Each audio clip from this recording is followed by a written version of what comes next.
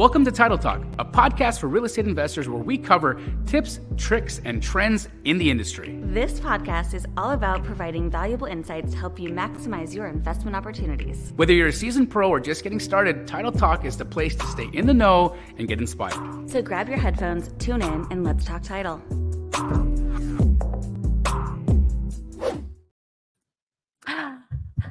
Hello, everybody. How you doing, Dina? Good. How are you? Amazing. I just picked up a cyber truck.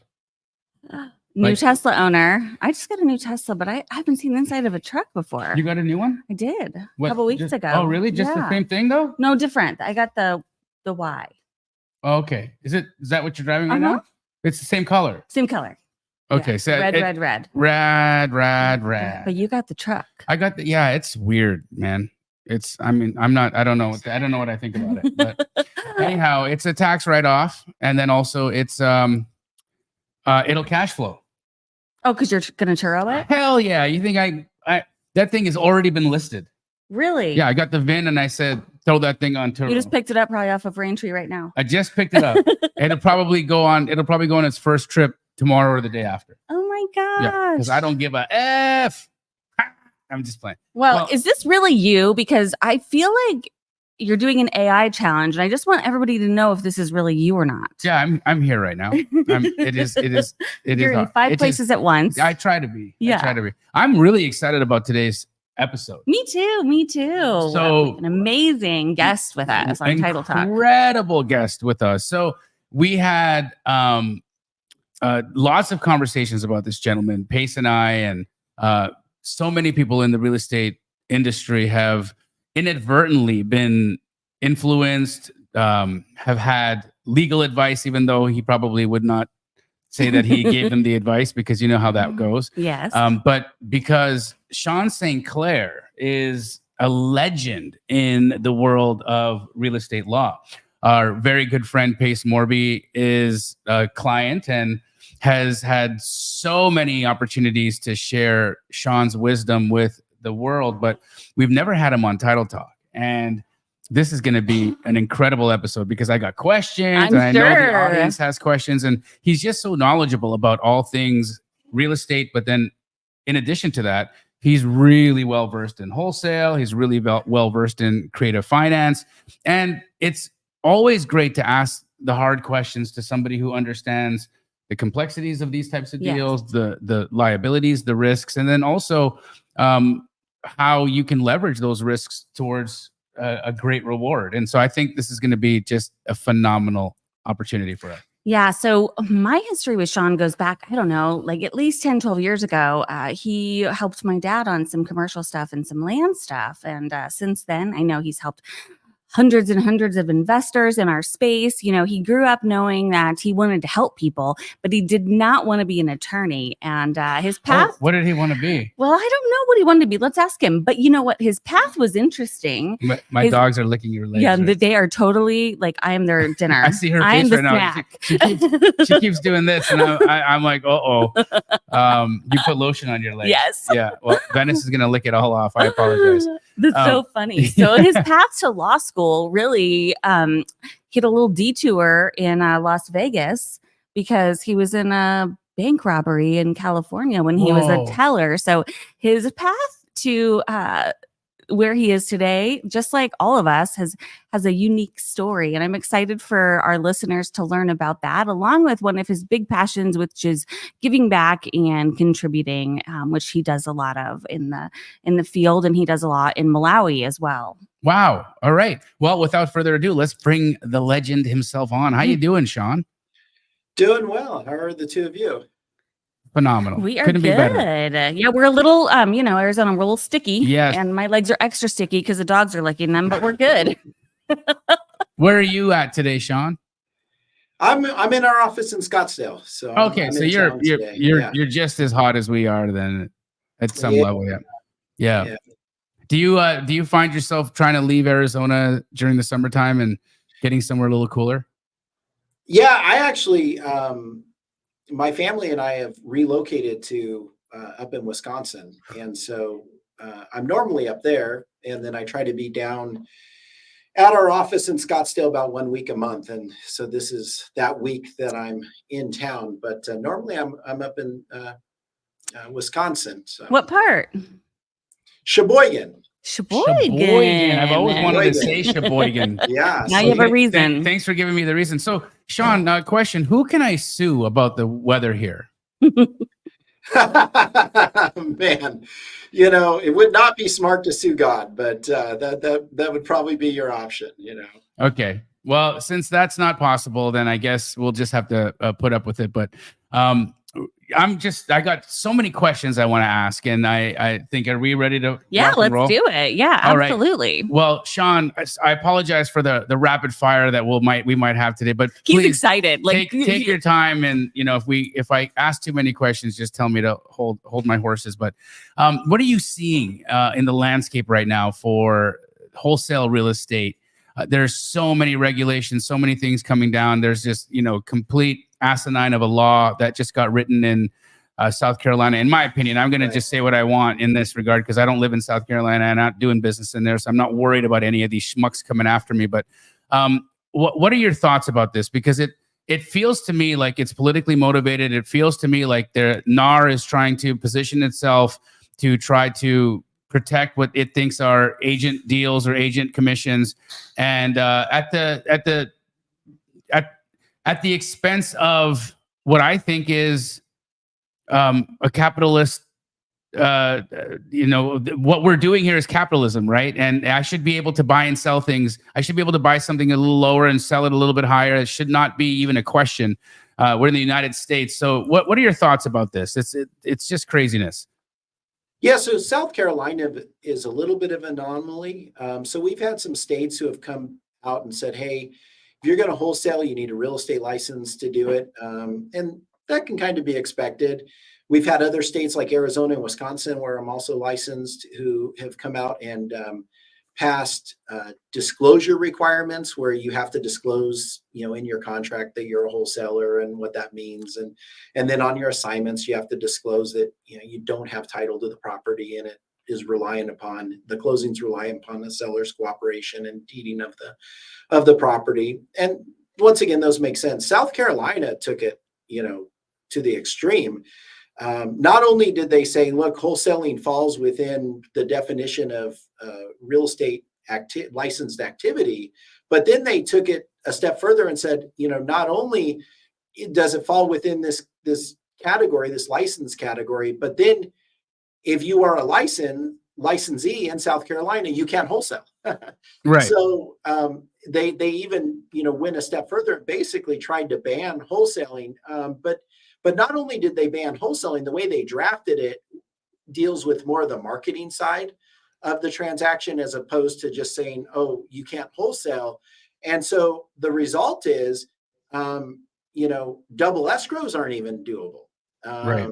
in South Carolina, the way they've drafted the law, which basically means you can't market a property unless you have some, you know, title interest in the real estate. And so that would eliminate double escrows. That would eliminate novations, wholesaling. Basically, unless you have a title interest, interesting enough, a land contract or an agreement for sale could qualify. And so that is, you know, one option potentially to still kind of do this, accomplish the same thing in South Carolina. But you have to have that title or ownership interest in the property in order to then even market it. And so it's become very interesting in South Carolina. I'm not licensed there, so I can't really speak to like what would work, what won't work, you know, in South Carolina and comfortably state that. But nevertheless, they're way out there. I don't know that, and frankly, South Carolina, from their real estate commission or whatever you call it, department, there has for a long time been trying to eliminate wholesaling completely in the state. For the longest time, they took the position that wholesaling required a real estate license, even though when you read the laws there, it didn't. And they were trying to basically outlaw it from the beginning. And that state's always kind of been adverse to it. So I don't think that we're going to see other states follow suit so much with South Carolina. I think you're going to see states following suit with, say, Illinois or Oklahoma, where, you know, licenses are required, or Arizona and Wisconsin, where disclosures are required. We're going to start seeing those regulations on wholesaling, but I just don't. I'm hopeful that we don't see a bunch of states following, you know, what South Carolina has done. I think I 100% agree with that. And I actually have no problem with disclosures. I have no problem with requiring of a license either. You know, I mean, I think if at some level professionalizing the industry is not a bad thing. Leveling up is always, it's always good. makes us all better. And Right. I have no issue with requiring a license, and I have no issue with requiring disclosures. I think all of that is good. Here's something, and since you brought up the commission, I want to ask you a question. I thought, as an attorney, and then also with what you understand about the commission, there's an individual who sits on the board or on the commission who is an attorney in South Carolina. I'm not sure if you're familiar with who I'm talking about, but this individual was involved in helping create the ban on wholesale, and then created a coaching product that would require you to pay him $5,000 so that you could use a mechanism that he's now created that will allow you to essentially skirt the law.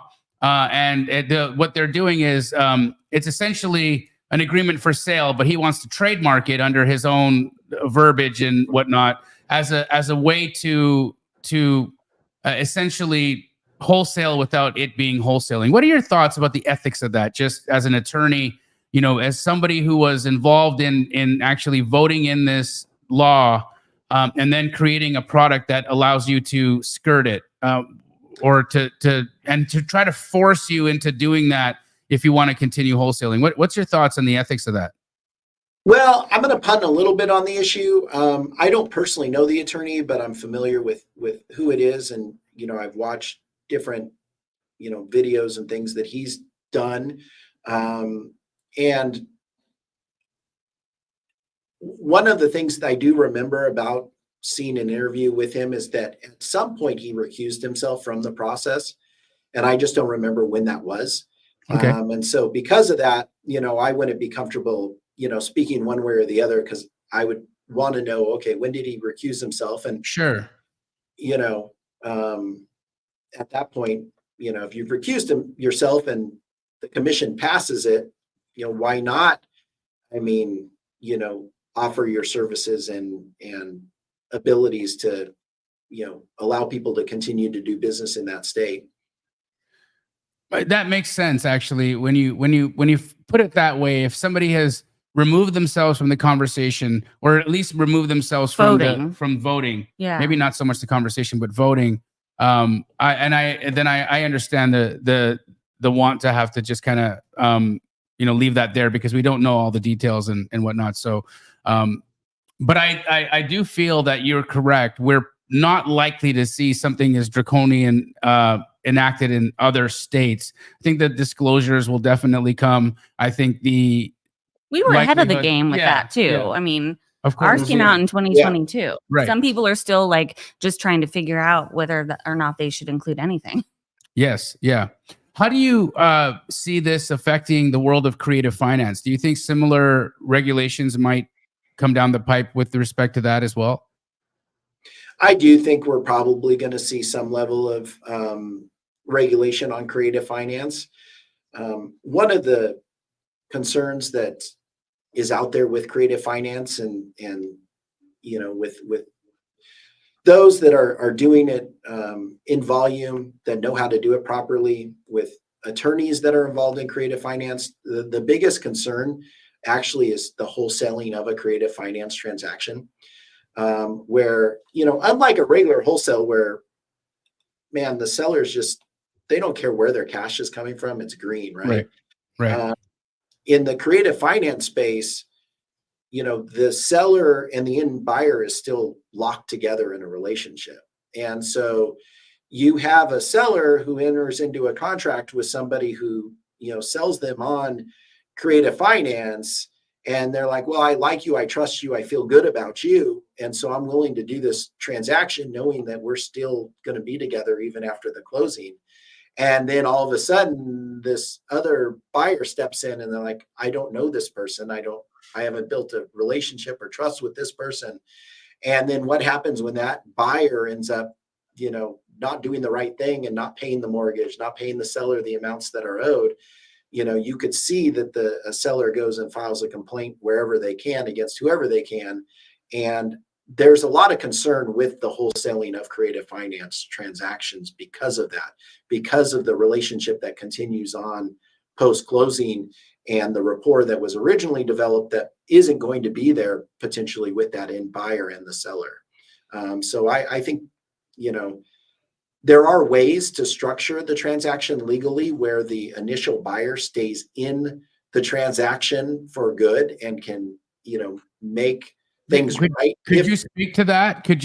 Yeah. What would the mechanism that you would suggest be? Because I understand, exactly what you're saying. And it's one thing that I've heard Pace very vocally talk about, in that, he always wants to make sure that the homeowners or the sellers are protected and that full disclosures are made. I mean, I've heard him say it till he's blue in the face. Guys, you have to walk the buyer into the seller, make sure the seller and the buyer know who they are, make sure that the seller is comfortable. You cannot walk away from these situations and leave just whoever to do whatever just because you've got your $10,000. It's unethical and it's wrong. And so I know that he's doing everything in his power to teach it correctly. But what are some of your thoughts that you would think could make that wholesaling of a creative finance deal a lot smoother, or maybe even just more uniform and easy to understand, easy to navigate should an issue like that happen?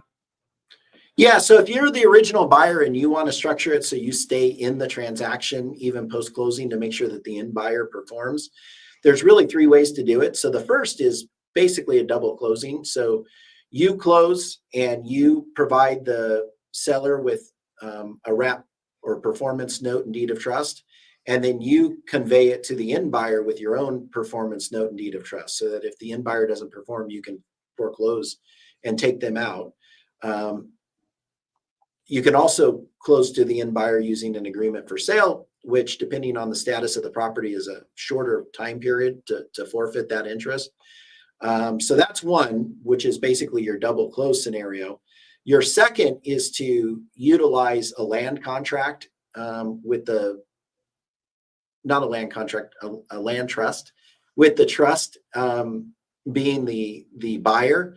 And then when you close on it, instead of closing with the end buyer buying it, the land trust buys it, and then the beneficial interest of the land trust is conveyed to the new buyer, but you are as the original buyer, the creator of that land trust, which then there will be provisions in there that basically state that you can take that end buyer out by amending the land trust if the end buyer doesn't perform. And then the third way is to have a single asset or single purpose LLC that buys it, and then you convey the membership interest in the LLC to the new buyer, but then you secure the buyer's performance by a lien against their membership interest in the LLC. And then if they don't perform, you can come back in and remove them from the LLC and take the LLC back over. So and Sean, do you do that for people? Yeah, we can help people, with that and structuring it that way for sure. I love that. And so that provides a lot of protection in that instance that a end buyer doesn't perform, doesn't do what they're supposed to. Essentially what Sean is saying is step up when something like that happens. And what he's suggesting is mechanisms that give you the right to step up. Right. You still have to step up. Yes. But he's talking about giving you the legal provision and the opportunity to step to the plate, take the property back, or take responsibility for the situation, make everything whole, and then you can do what you need to do again. Maybe you form another wrap, you find another buyer, whatever that is. But there should be no hiccup. There should be no instance where a homeowner or your essential the seller in this case is even alerted that there was a missed payment or something or an obligation that wasn't met, because you're still the one in the intermediary. It's still flowing through you. You still hold responsibility, and you now are the one that's going to be paid by the end buyer. If the end buyer misses the payment, well, you're not missing yours. Right. And yeah, so exactly. And I love that. I think that this is a really good way to put yourself in the ethical driver's seat, which is, very smart. But what would you say in the instance where someone's doing, a large volume of this? At what point does that become dangerous, right? If you've got a bunch of buyers that might not be performing, and then now you've got a debt service a tremendous number of properties, how would that kind of play out, or do you see that being an issue? It is an issue. It is a risk, and you're going to have to cross that bridge when you get there. If the biggest risk with these types of transactions is a major dip or depreciation in the market, and I went through that with a lot of clients.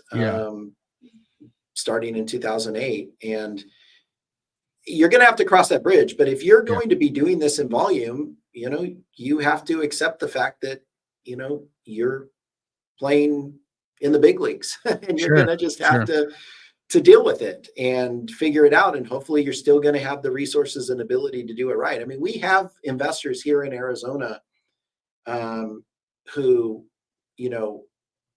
speak on this topic, which is, they had tons of these transactions set up and structured when the market turned, and they didn't default on their obligations, and they went and worked things out, and they busted their butt and made sure that, their buyers were doing the right thing, their sellers were protected, and they came out, and it was hard, but they came out on the back end even stronger and better because of it.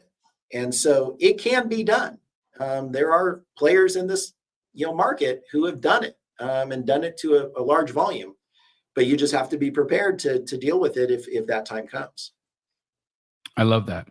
I want to find out Sean's take on the whole co-living situation. Yeah, I wanted to segue over there because it's been it's a hot topic for sure. And there was some police over at your co-living space last weekend. There was, yeah. We just had a grouchy neighbor who was upset that we had so many people at the house. But I went to go speak to the police officer, who was a sweetheart, and he essentially was letting me know that I had nothing to. You didn't do anything wrong. Yeah, he was just there to to help the situation and make the gentleman feel a little bit better about what was happening. But so that was really just a kind of a nuisance call for them. There wasn't anything for them to do because we were, we had, large number of people there, but it was still the middle of the day. And as long as we weren't blocking any driveways, and which we weren't, there was really nothing that they could do. The police officer just asked, "How long do you think you'll be?" I think this guy's just a little nervous because he's worried that he might have a heart attack. And if he does, how is an ambulance going to get there? I'm like, wow. So he called you guys saying, "I might have a heart attack, and there's there's a lot of people here over here, and there's too many cars in the street, and I'm scared that a fire truck won't be able to get to me." Oh, that's an interesting conversation. Yeah, so that was his approach. But anyways, for that aside, that was just craziness. The concept that pad split is working right now, I think, is brilliant. But I wanted to ask you a question about the legality and how this kind of works, because they do have you seen one of their lease agreements? No, I haven't. So I'll explain to you the best that I can how they do it. So I do a master lease with pad split, and they don't give me a solidified number on what that amount's going to be. They keep it open, and they got that sort of written out in a nice vague way. So that they can basically pay you based on anything based on occupancy. Yeah. Right. So which makes sense, with no minimum expectation. So it's not like he's going to be guaranteed a certain amount of, income. Yeah. One of my questions was that what if we get an individual who comes in and won't leave, right? Say you rent to or they bring in somebody that is supposed to pay weekly and then just decides to stop, right? How do we get them out? Because there's no tenant relationship with them. In fact, what PadSplit does is they sell a membership. And so how does that work? And is that a good way? Say, for instance, if I wanted to do this without using a PadSplit, if I was going to have another property manager or self-manage and self-lease, would that be a good way for me to kind of get around the landlord-tenant eviction process by doing it on a membership basis? Have you ever seen that before? And what are your thoughts on it? So essentially, they get kicked out of the club if they don't pay, Right. and then they change the code on their bedroom so that it no longer works the way they think it does. Yeah. So, a few comments on that. Number one of the reasons of doing the membership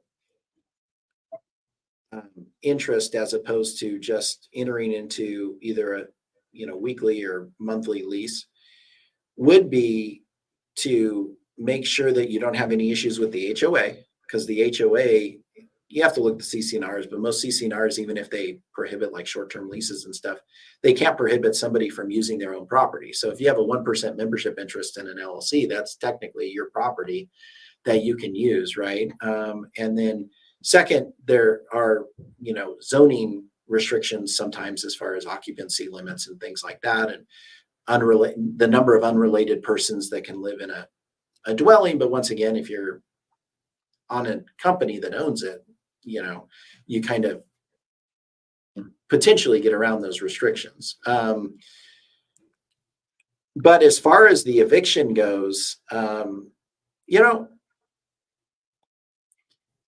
for weekly rentals, there's different laws that apply, and I don't do tons of landlord tenant work. Okay. And so I know that, there's a lesson or a lesser standard for evictions and things like that than what you might find under the Arizona Landlord Tenant Act. But yeah, I don't know. I mean, I would probably defer to a landlord tenant attorney that, represents landlords to figure out exactly what that looks like from a landlord tenant perspective. But I just don't do enough volume of landlord tenant work to really, kind of be able to flesh it out. Yeah, it's an interesting thing. Workaround. It really is. I mean, I think it's at the end of the day, right? When you're in these spots and we're dealing with a demographic that is economically vulnerable, and so they don't have a lot of savings. They don't have the capacity to like come up with extra money. And if something happens for, God forbid they lose their job, or they're, because they are paying weekly, we're probably talking about folks that are getting paid weekly as well. Right. So if they're paying their rent weekly, they may be getting paid weekly. They might be getting paid cash. Yeah. They're just, they're in the really hard part of the employment sector. Right. And so, it's an interesting workaround, yes, but there's still a part where I think, well, where's the protection for them at a level? And I'm a landlord. Look, I'm not sitting here being super bleedy hard about it. I don't want a dude living or a lady living in my place if she's not going to pay. But at the same time, the reason why these laws happen and why these things come into place is to protect a hard situation, or protect somebody if they fall on a hard situation, and they're creating a solution, right? It's like a lot of these folks, they can't afford to go rent an apartment because they don't have first month's rent, last month's rent. That's a huge chunk of money, or they don't have family that they can go live with. These folks are, they don't have pets. They don't have roommates, it's definitely providing a really great solution for them. And from what we hear, the reason that it doesn't work for one member or another is just because there's like a conflict amongst the, housemates, so to speak. But then it's like, who do you decide who gets to leave? And then it's like a 3 strikes you're out policy. Right. Right. Yeah, it's interesting. It's a crazy world. I really want to try to convince Bobby to come and live in a pad split with me for a month. A month? I thought it was a week. Last time it was a week. Is it a week? It's a It was month, a right? week. Bobby says he won't even do one night, so I don't know. I just want to see what it's like. I want to go in. I was like undercover Undercover landlord, boss. or Yes. undercover landlord, and just kind of see how it is, what people say, like what do they think about the person who owns the property here? Are they happy about the housing being provided? Are they unhappy about the housing quality? Like, what are their complaints so that we can do things better? What are the things that they enjoy so that we can do more of that? You know, as somebody that's very interested in the affordable housing space, which I am, and I think everybody watching this right now should really, really take note of that. The affordable housing space, in my opinion, is the wave of the future. Yes. Dennis says he's we down. have an He's gonna do it. affordability. We have an affordability crisis in Yeah. Arizona. Yeah. No doubt about it. I mean, It's nationally, right? I think nationally, I don't see it's going to get any better. I don't see how it could get better, right? Unless without a black swan event that crashes everything, and so it's a little bit worrisome. Yeah. So Dennis, we totally want to do this undercover boss pad split edition. I think they're worried if I come, it's going to be a little too much fun. So I might just leave the boys to doing that business on their own for the first round. Dina came in and did undercover landlord. She would show up every day with the coolest outfits, and she'd be like, "All right, guys, guess what we're doing tonight? What? We're gonna sync up outfits." We could play dress up. Yeah, it would 100% turn into pad split dress up. How would it not with you there? We could trade clothes, trade shoes, all the things. We're gonna dress up according to the suite number we are. So you guys are gonna dress up like the number ones. You guys are gonna dress up like the number sixes. All the things. But I think it would be fun. Be super fun. Yeah. So where do you see the affordability going? And do you think legislation or politics are going to start getting involved to curb institutional buying, to curb multiple purchases by LLCs? I know in Canada right now, I'm a Canadian American dual citizen, and I tried to buy a property in Canada not too long ago, and I was blocked from being able to buy one because they still considered me a foreign investor, even though I hold a Canadian passport. And or I had to pay this incredible 25% like foreign investor tax.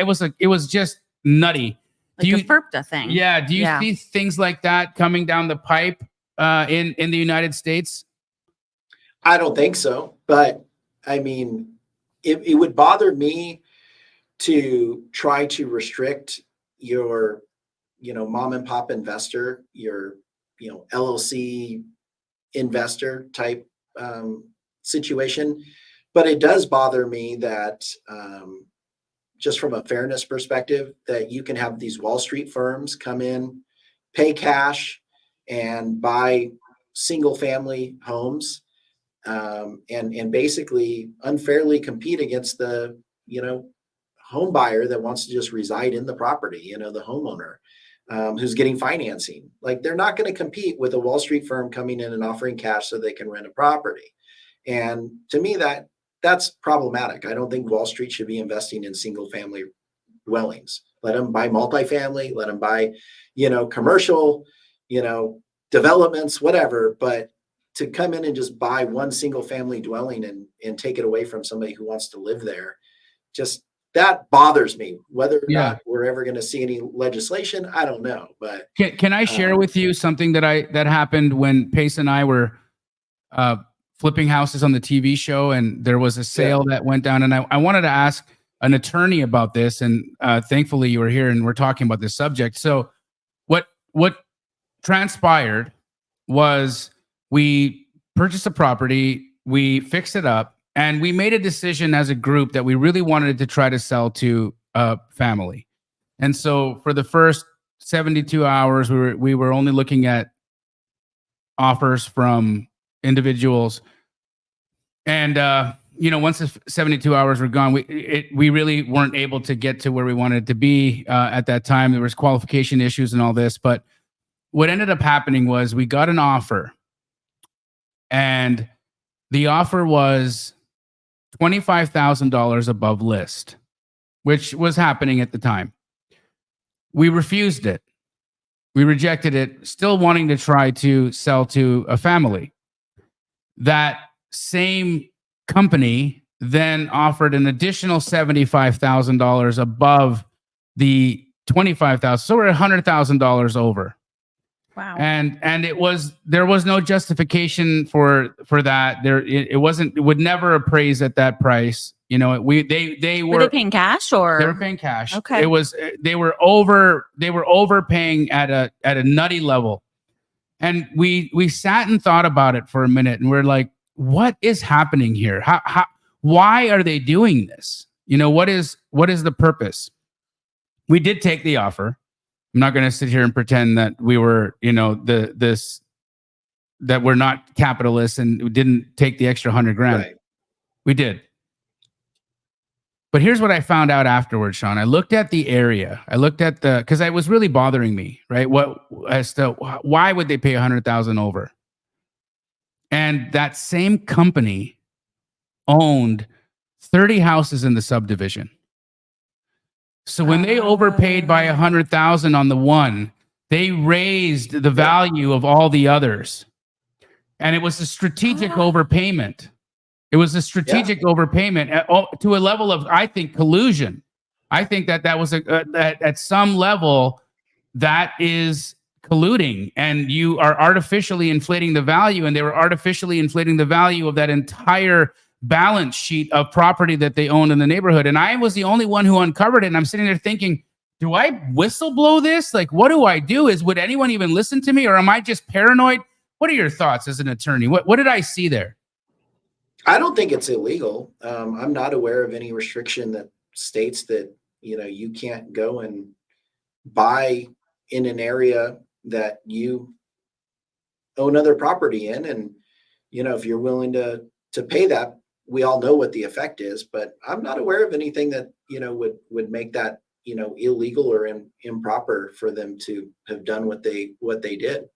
I don't like it. It just seems, somewhat unethical, improper. But nevertheless, I mean, from your perspective as the seller, it benefited you. It did benefit me. Yep. It benefits other homeowners within that community. And then of course it benefits the developer. So yeah, I don't know that I'm not aware of anything that makes that, illegal or improper. But it makes it hard to compete in that market space, and, adds to the affordability issues that we're dealing with, locally and nationally. Sean, I bet you've seen some real estate horror stories. What's the craziest thing you've ever seen as part of an escrow snafu, or something that was encountered in a transaction that you're like, wow, this is going to keep me up at night? Yeah, there were, and there were two things, and they all happened really in the downturn. So the first thing that really bothered me, and something that I don't think people, appreciated or realized, when the recession happened, a bunch of these home builders went and filed for bankruptcy. Some of the larger ones were able to figure out how to stay afloat, but you had some of these, more medium-sized home builders here in the Valley that filed for bankruptcy. Yeah, I was with one. I think I was with one through 3 or 4 different bankruptcies, and just created different entities, and under a different umbrella, we just conducting business. So I remember exactly what you're referring to. Mm-hmm. So I represented at the time a number of subcontractors who had done work out on the developments. And I remember showing up to bankruptcy court, and, announced my appearance, said who I was representing, identified myself as a secured creditor, which means my client, not sure the priority, but nevertheless had a mechanics lien and was secured, against the real estate. And I, to this day, remember a line of homeowners who would identify themselves and they would say, I don't know what kind of creditor I am, but I do know that I, paid a $10,000 earnest money deposit and I want it back. And one gentleman was almost like crying, saying, this was pretty much, everything I saved up for. Judge, what position am I in? And the judge kind of talked to him and said, well, you would be an unsecured creditor, which essentially meant that he paid that $10,000 to that homeowner, not into escrow, or to that home builder, not into escrow, but into that home builder's account. And guess what? Because he was an unsecured creditor, he was way down in line and never going to see that money. And that bothered me. I mean, this, poor homeowner, and it was a builder that, the value of their homes it wasn't like you're building these large homes or whatever. It was just a nice, hopefully going to be a nice neighborhood, nice home, for this person, but it wasn't going to be, a luxury home or a custom build or whatever. It was a home, and they put in the money, and that's like their life savings. And Yeah, it's all that's gone. terrible. I would And have such to a me, hard that was time with that. heartbreaking. Yeah, that was heartbreaking because, it's just, and that's just the way the law operated. And I think a lot of people in the courtroom felt really like, oh, this is terrible. It's not good. Not good. Yeah, it wasn't good. Then the other one, You got two that horror I stories had- for us. Yeah, so the other one was in the downturn. As we were coming out of the downturn, I was aware of a situation where it was a REO, and so both the bank, who was the seller, and the buyer were represented by agents. And of course, the buyer was getting FHA financing, but on the way out the door, the borrower had, caused significant damage to the house. So in order to get FHA financing, certain repairs needed to be made. And so and this wasn't supposed to happen, but the listing agent and the buyer's agent spoke. And, of course, the buyer's agent wanted access so that the buyer could make repairs so that she could get her FHA financing. And so the listing agent was like, well, there's a lockbox, don't ask, don't tell type of thing. So the prospective buyer, I know you're looking like, oh my gosh, I can't believe this is happening. The prospective buyer goes in and puts in, $15,000 worth of improvements into the property before close of escrow so she could get her FHA financing. Oh boy. Just to then have title call up the parties to say, an hour before the foreclosure sale, the borrower went and filed for bankruptcy, and the bank does not own this property because of the automatic stay created by the bankruptcy filing. And the trustee didn't know. And sold, recorded the trustee's deed. Everything seemed okay until they were informed of the bankruptcy filing, and the whole thing is unwound. This is so good. Oh, it's terrible. Yeah, it's terrible, And but it's like how it's it gets. terrible. It's like a Stephen King novel, but real estate. Yeah.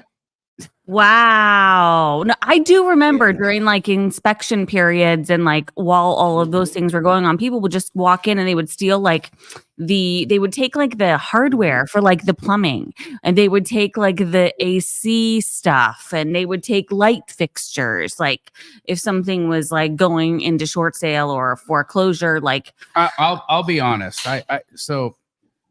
I'm not proud of this. When 2008 happened, we got our asses handed to us. who didn't? And our personal residence, well, not mine specifically, but my sister and I had renovated and bought and renovated a home for our mom. and right on a lake. It was beautiful, and the bank was taking. And the way that the banks are in Canada, it's so different here than in the United States. In Canada, the banks and the government are one. What? Pretty much, it is. There's very little separation there. It's a democratic socialism, I right? would struggle to go to the government and ask for my money. Like it is like the government is right there when in protecting the banks at the financial institutions at every turn. Interesting. Everything happens really quickly, and it's enforced, with law enforcement to get things done fast. When they show up with guns, even though it's just like an eviction. Like it's all the things, like it's Canada, but it's still Guns. Really straight. Well, the sheriff still comes here when they evict you too, but over there it's the same thing, right? There's a pistol on the guy's waist, right? Like, you're here to evict me.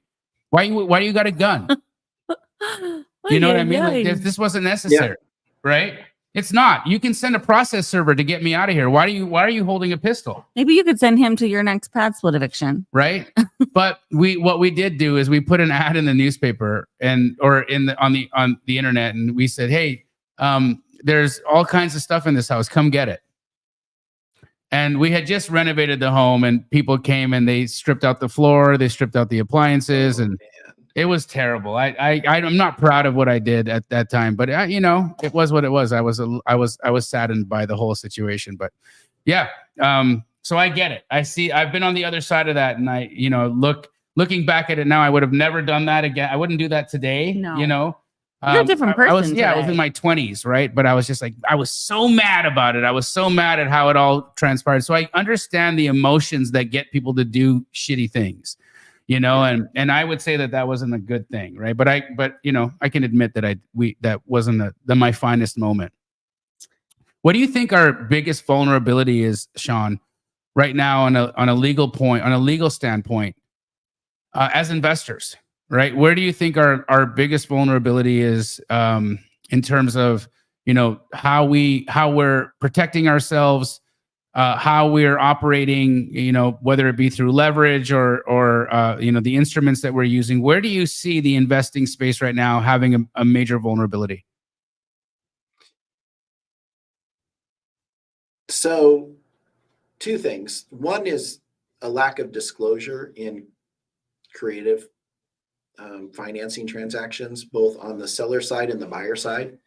If you think about it, let's say that you enter into a creative finance contract as an investor, and you decide you're going to wholesale it, and you wholesale that out to an end buyer who is going to come to the table with 30 grand. This could be the biggest purchase in their entire life, and they're coming to the table. You need to make sure that they fully appreciate what they're getting into, and that the lender can, potentially call the loan due, etc. What's going on off camera there?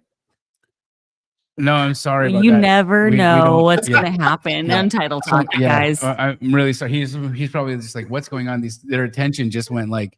We weren't animals. Yeah. Anyhow, There's a big cat. Apologize. Yeah, no, there's that and a very active labradoodle. So anyhow, sorry about that, Sean. Oh no, just basically making sure that if you're going to wholesale a creative finance deal to an end buyer consumer end buyer who's going to reside in the property, to me that's the riskiest transaction you can be doing. Because if they put 30-40 down and close on this thing, and the bank calls the loan in 60 days, like, what does that mean? That could mean their life savings. That could mean,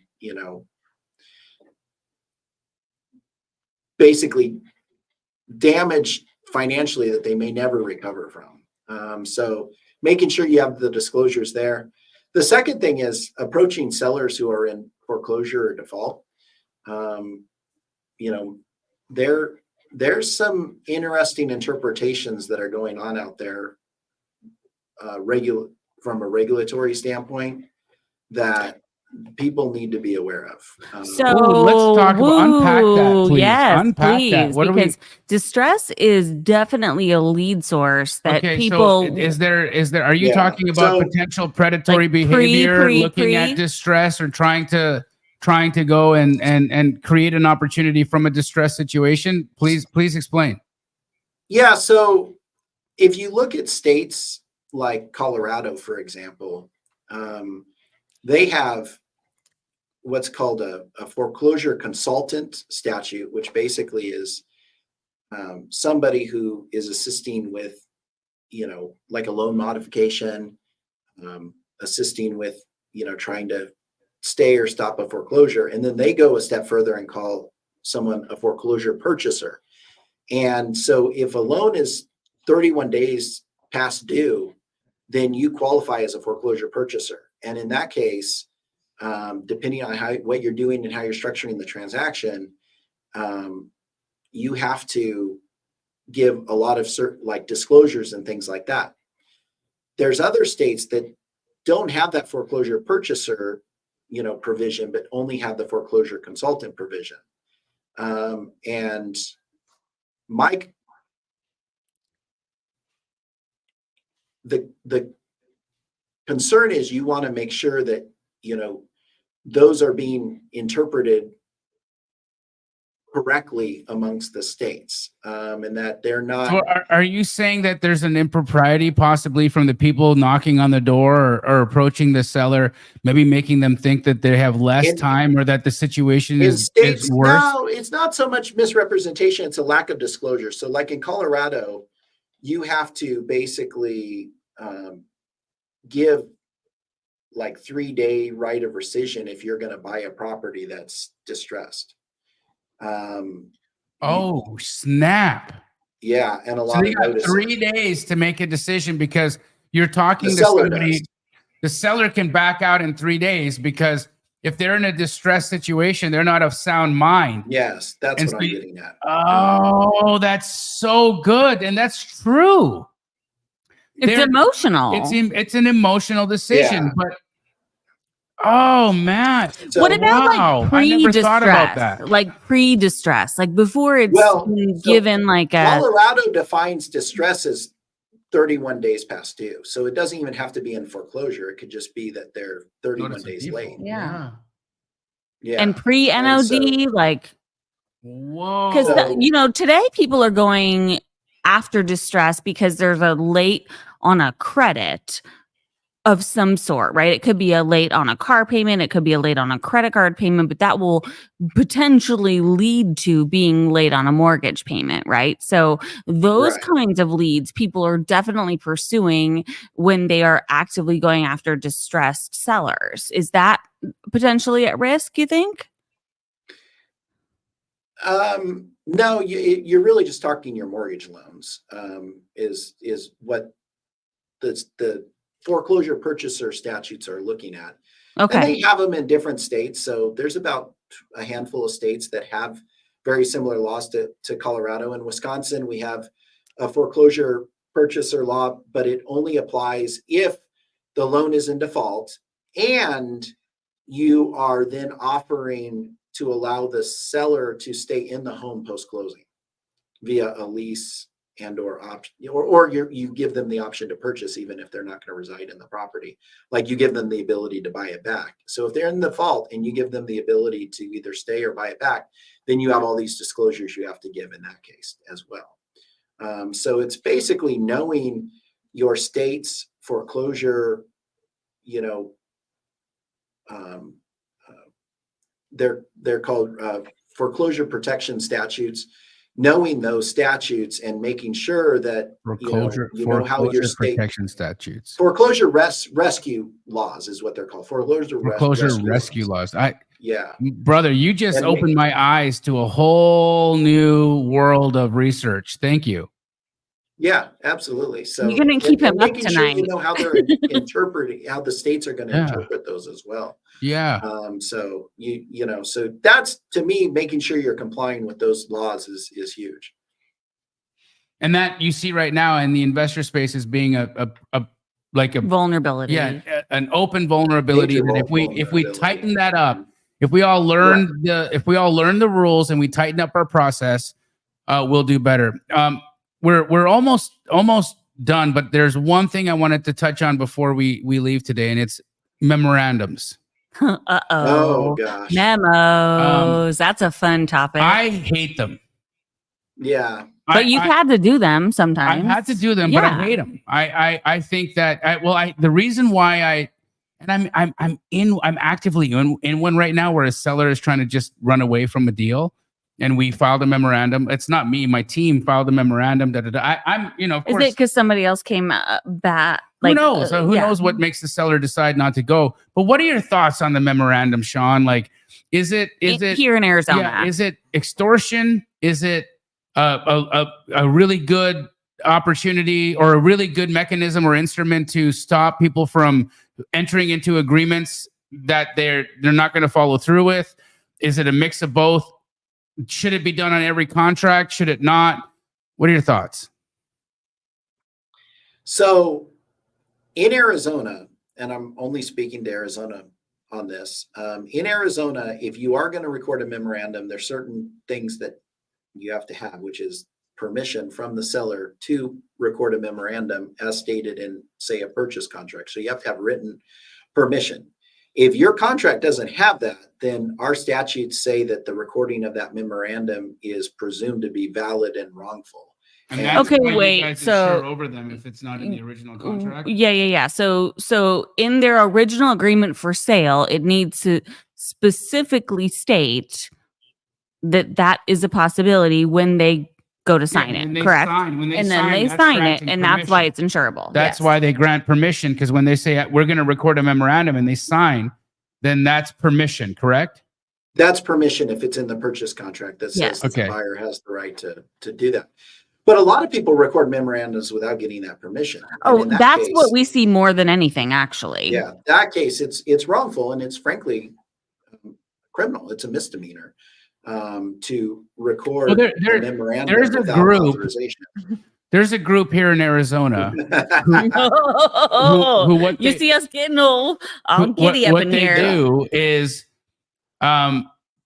pre-foreclosure, they go and it's a hoodwink. They walk up, they talk to a homeowner, they say, look, we just want to find out if we can help negotiate your what you owe. Can you sign this document for us? It's the payoff. We want to understand, we want to make sure that we've got this figured out. Sign this and this one and this one. Yeah, good. Thanks. And then they go and they file the memorandum. They do nothing else. And then they just wait. Mm-hmm. They wait and wait and wait and wait. And then it turns into, okay, well, if you want me to remove it, it's 20 grand. Right. And it's actually their business model. And they might pop, 5 or 6 of these things a month. And so honestly, somebody needs to imprison these people. It seems predatory to me. Really, it's a crime. I feel like it's criminal. I feel like that is as extortion-y as you can get, right? But it's happening. Well, these people are in a vulnerable state. They don't know any better. They're afraid to answer their phone. They accidentally answered their door, and then this is what's greeting them. I mean, it might have been, the guy from Canada, the bank where he's got a gun. Yeah. So there's a time and place for a memorandum, but in my opinion, and this isn't, a legal requirement, in my opinion, if you are going to use a memorandum because a seller's not performing, then act. Don't just file or record the memorandum and be like, okay, now I've clouded title in 2 years. Take it to the next. Spend some money and keep it moving. Right. File the specific performance action and force the seller to perform. Yes. Don't sit back and wait 2 years, 3 years, and then come out of the woodwork. Oh my God, Sean, you hit the nail on the head, brother. You hit the nail on the head, because what you're saying now is let's separate the jokers from the people that are actually going to pursue the action. Correct. Yeah. Right. Yeah. Amazing. That's exactly right. Super smart. Sean, how do people do business with you? Do you take on new clients? I know, I mean, Yeah. we know you're, one of the best, if not the best real estate attorney in the state. Yeah, what does that look like? I mean, I know like historically you help people with purchase contracts, wholesale contracts, assignment contracts. What's your menu and how do people get a hold of you? So if anybody wants to schedule a consultation with me, you can do so through our website, www.fowler, that's Fowler, and then my last name, St. Clair, STCLAIR. So www.fowlerstclair.com. You can schedule with me. If you want to reach me, the best way to reach me is not an email. It's not a message on Facebook. It's actually calling my direct line, which literally will ring to my desk. And that number is 480-359-7206. Once again, that's 480-359-7206. That is the absolute best way to reach me. And if I'm just working on a project or something and my phone rings, I generally pick up. If not, I generally return most calls in 24 hours. So that's a rare occurrence where an attorney will give their phone number direct to their desk. That's a big deal. There it is. There it is. Yeah. But email, that's why I'm not great with email, Well, that's why you're the best, Sean. It's why you're the best. You're one of the most highly regarded real estate attorneys that we know of here. And thank you so much for the service that you've given to the entire community. You've always been a voice of reason. You've been a voice of discernment. And many of us rely on the insights that you've been providing to the leadership in this community so that we can all move in better ways. So thank you so much for being on Title Talk today. And thank you for all the work that you've done. Yeah, we appreciate you, Sean. And I think that the audience loved it. So we got to have you back, my friend. Hey, let me know. I'm happy to be on. So it's very kind of you to invite me. And I enjoyed our show today. Awesome. All right, brother. And folks, we will see you all again in the next Title Talk. Take care.